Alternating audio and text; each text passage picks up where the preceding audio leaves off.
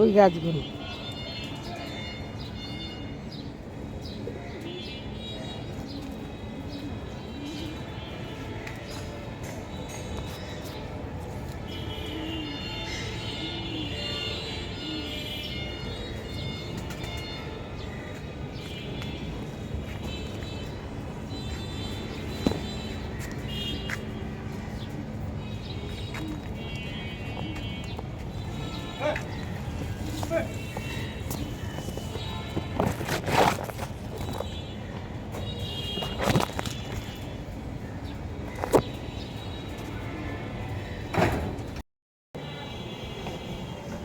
বিসমিল্লাহির রহমানির রহিম। আমি চুলায় তৈল দিয়ে দিছি, তৈল গরম হয়ে গেছে, বাইকুন বসিয়ে দিছি। এই যে এখানে একটু পেঁয়াজ আর কাঁচামরিচ দিয়ে দিলাম।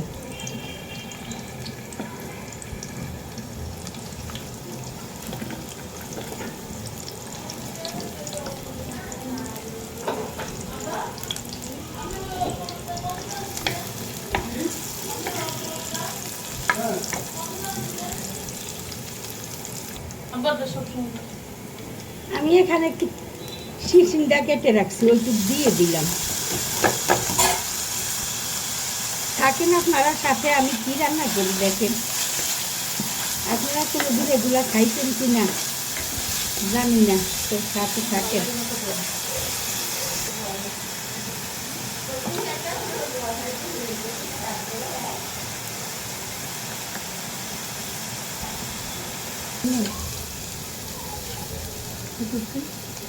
একটু লবণ দিলাম।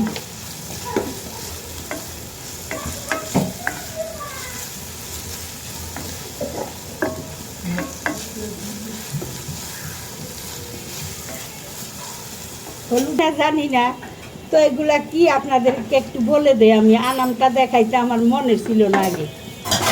এগুলা হইল ওই যে শিশিনটা ফাঁকলে বিচির জন্য রাখি, তো পাকা শিশিনটা তো বিচির জন্য রাখি। তো এরপরে যে বিচিটা রাইখা দিলে ভিতরে যে ইয়েগুলা থাকে লাল, ওগুলারে আমরা এইভাবে ভাজি করে খাই। তো ওগুলা এইভাবে গালাইয়ে সুন্দর করে করে নিচ্ছি হাত দিয়ে। ওই পাকা শিশিনটা তো আবার ভিতরে আঁশের মতো থাকে, আঁশটাশগুলা হাত দিয়ে সুন্দর করে ফেলে নিচ্ছি। এগুলা যদি ওই শুধু নারকেল পোড়াইয়ে, নারকেল না বাইটা পুরানো নারকেল দিয়ে ভাজি করলে এগুলা অনেক টেস্ট হয়। তো আমার কাছে এখন ওইটা ছিল না, নারকেল পুরানো ছিল না, আর অনেক ঝামেলা, তাই আমি একটা শিশিনটা দিয়ে দিলাম। আসলে এটার রেসিপিটা মজা হয় বেশি পুরানো নারকেলটা দিয়ে দিলে।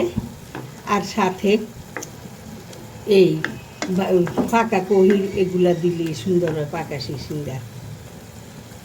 তো আমার নারকেল ছিল না, তাই আমি এইগুলা দিলাম। তো থাকেন সাথে, দেখি কেমন হয়। এই যে একটু ধনিয়া পাতা দিয়ে দিলাম, আর একটু শুকাক।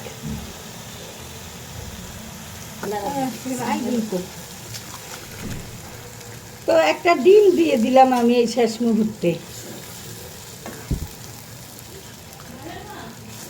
আসলে নারকেল দিয়ে রান্না করলে আর ডিম ডুমেরও দরকার হয় না।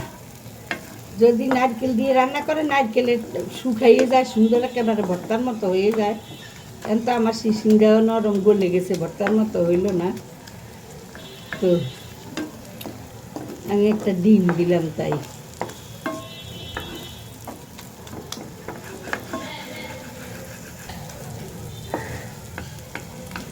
আমার রেসিপিটুকু হয়ে গেছে। যদি আপনাদেরকে কাছে ভালো লাগে তাহলে এইভাবে পাক করে খাইবেন। যারা যারা হয়তো ওই যে ছাদে টাদে গাছ লাগান, তাদেরই তো আবার মাটিতে লাগায়, সিসিন্দা পাকায়। সবাই তো আর এই কাজ করে না। তো এইভাবে পাক করে খাই, দেখবেন আসলে অনেক মজা তরকারিটা হয়।